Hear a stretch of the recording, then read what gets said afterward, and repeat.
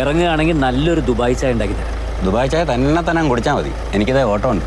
രാത്രി കാണാം. ഒരു ഞായറാഴ്ചയെങ്കിലും റെസ്റ്റ് എടുക്കണത്. കഴിഞ്ഞ ആഴ്ച മുഴുവൻ റെസ്റ്റ് ആയിരുന്നു.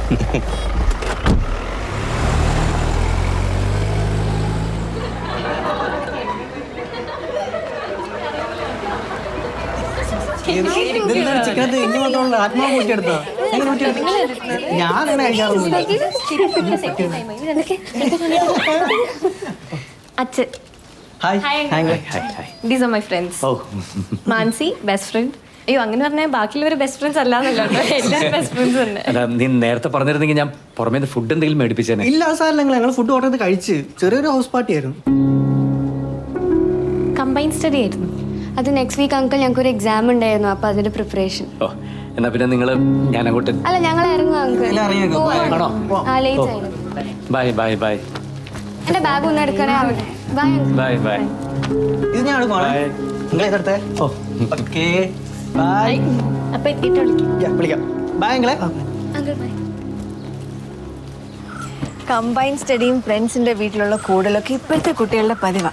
നന്ദേട്ടന് അതിന് പാനിക്കാവുന്ന എന്തിനാ? പാനിക്കാവണതല്ല, എങ്കിലും ഈ ആൺകുട്ടികളുമായിട്ട് ആവശ്യത്തിൽ കൂടുതലുള്ളൊരു ഇന്റിമസി അത് അത്ര നല്ല കാര്യമായിട്ട് എനിക്ക് തോന്നണില്ല. ഇപ്പോഴത്തെ പിള്ളേർ നമ്മളെക്കാൾ ഫോർവേഡായി ചിന്തിക്കുന്നവരാ. അവരത്രയ്ക്ക് ഫ്രീ ആയി പെരുമാറുന്നത് അവരുടെ മനസ്സിൽ കള്ളത്തരമില്ലാത്തത് കൊണ്ടാ. അതെ, കണ്ടിന്യൂസ് ആയി മിസ് കോൾ കണ്ടപ്പോൾ ഞാനാകെ അങ്ങ് പേടിച്ചു. ഇവിടെ പാക്കിങ്ങിന്റെ തിരക്കിലായിരുന്നു. സേവിയർ അങ്ങളുടെ വീട്ടിൽ നിന്ന് പോന്നു. ഓ, ഓഫീസിൽ ഞാൻ എത്തുമ്പോഴേക്കും ആൻറ്റി ഡിന്നറൊക്കെ ഉണ്ടാക്കി കിച്ചണൊക്കെ ക്ലീൻ ചെയ്ത് വെക്കും. എനിക്കൊന്ന് ഹെൽപ്പ് ചെയ്യാൻ പോലും പറ്റുന്നില്ല, ഗസ്റ്റായിട്ട് താമസിക്കുന്ന പോലെ. കറക്റ്റ് ടൈമിൽ ഫാത്തിമയുടെ റൂംമേറ്റ് ഇവിടുന്ന് സ്ഥലം മാറിപ്പോയി. ഞാൻ ബാഗും പെട്ടിയെടുത്ത് നേരെ ഇങ്ങ് പോന്നു. എത്തി ഒന്ന് സെറ്റിലായിട്ട് വിളിക്കാമെന്ന് വിചാരിച്ചതാ. സത്യത്തിൽ തിരക്കൊക്കെ മടുത്തു നന്ദേട്ടാ. വീട് നിങ്ങളെയൊക്കെ മിസ് ചെയ്യുന്നു. പക്ഷേ മക്കളുടെ കാര്യത്തിൽ എപ്പോഴും പേരൻസിൻ്റെ ഒരു കണ്ണ് വേണം.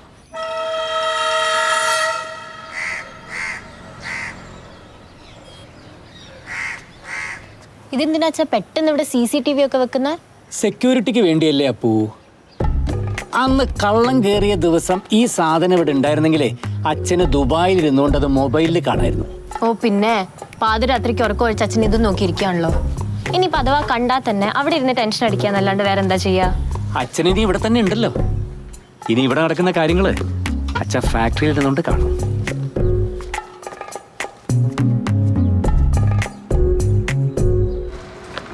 രാമേട്ടാ, ഓ, ഈ ബില്ലിലുള്ളതൊക്കെ കമ്പ്യൂട്ടറിൽ കയറിയിട്ടുണ്ടല്ലോ അല്ലേ? ഇത് മുഴുവനും കയറ്റിയിട്ടുണ്ട്. ഓ, എന്നിട്ട് വന്നേ.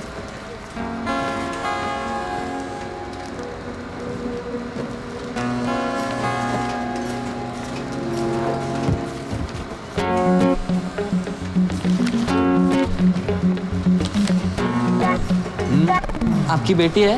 हाँ, बहुत सुंदर है. അതിന് अल्लाह अच्छन को इतना सौंदर्य है तो मोളും സുന്ദരി होगी. പണിയെടുക്കട്ടെ.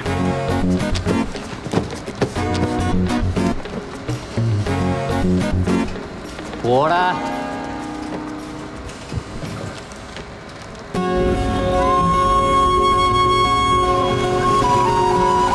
വളവ് വരുമ്പോൾ ഇൻഡിക്കേറ്റർ കേട്ടാ.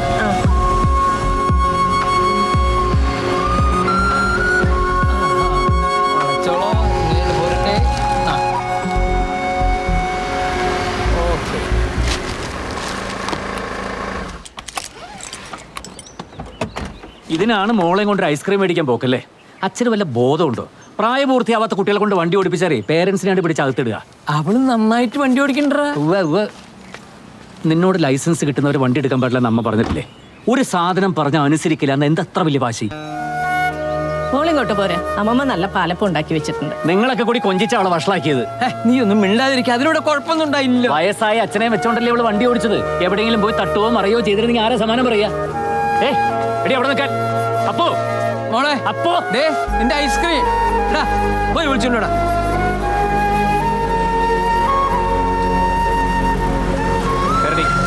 ഞാൻ നടന്നു പോയിക്കോളാം. കേറാനല്ലേ പറഞ്ഞത്?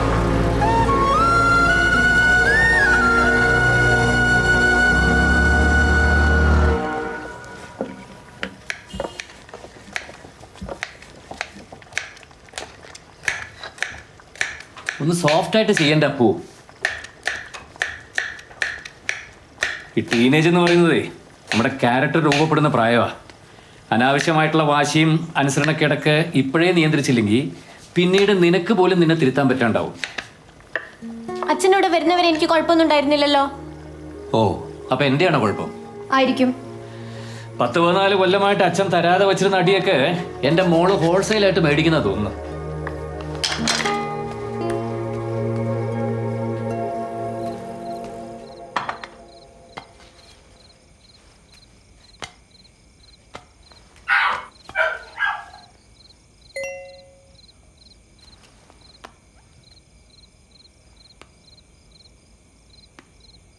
എനിക്കിന്ന് ഫുഡ് വേണ്ട.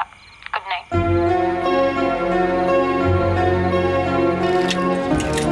അപ്പോ അപ്പോ ലഞ്ച് ബോക്സ് എടുത്തില്ല.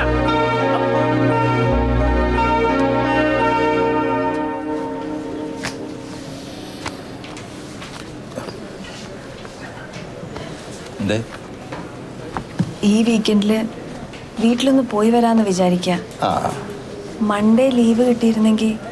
മൺഡേ മാത്രമല്ല, ഈ സാറ്റർഡേയും സൺഡേയും ആർക്കും ലീവില്ല. റിലീഫ് ക്യാമ്പിൽ ഡ്യൂട്ടി ഉണ്ടല്ലോ അവർക്കും. മോളെ വിട്ട് ഇത്രയും ദിവസം ആദ്യമായിട്ടാണ് മാറി നിൽക്കുന്നത്. അതുകൊണ്ടാ സാർ. എന്നാൽ പിന്നെ മോളെ നോക്കി വീട്ടിൽ ഇരുന്നാൽ പോരായിരുന്നു. ഞങ്ങൾ ആരെങ്കിലും നിർബന്ധിച്ചിട്ടാണോ ജോലിക്ക് വന്നത്?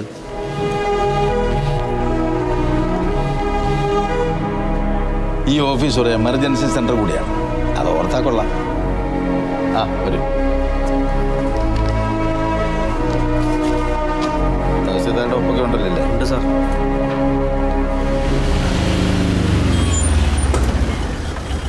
ഇനി കമ്പനിയിലേക്ക് തിരിച്ചു പോകണ്ട. വണ്ടി വീട്ടിലിട്ടിട്ട് രാവിലെ കൊണ്ടുവന്നാൽ മതി. ഡാമേറ്റിനോട് ഞാൻ പറഞ്ഞോളാം.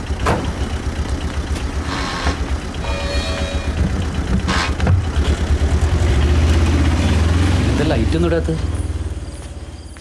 അപ്പോ അപ്പോ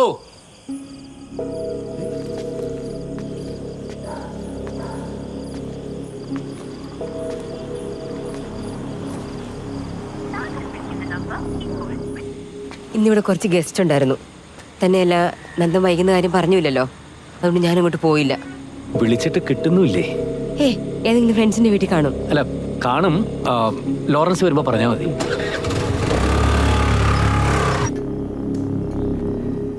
ഞങ്ങളെല്ലാവരെയും വിഷമിപ്പിച്ചുകൊണ്ട് നിൻ്റെ അമ്മ ഇവിടെ നിന്ന് ഇറങ്ങിപ്പോയപ്പോൾ പലരും ഞങ്ങളോട് പറഞ്ഞു റിയാക്ട് ചെയ്യണോ. അന്നത്തെ കമ്മീഷണറും MLA ഒക്കെ അപ്പച്ചൻ്റെ സ്റ്റുഡൻസ് ആയിരുന്നു. ഒരു വാക്ക് വിളിച്ച് പറഞ്ഞാൽ മതി. പക്ഷെ അന്ന് അപ്പച്ചൻ ഞങ്ങളോട് പറഞ്ഞത് എന്താണെന്നറിയാമോ? അവളെ വിഷമിപ്പിക്കുന്ന ഒന്നും നമ്മൾ ചെയ്യരുത്. അതാണ് മോളെ ഈ കുടുംബത്തിൻ്റെ കൾച്ചർ.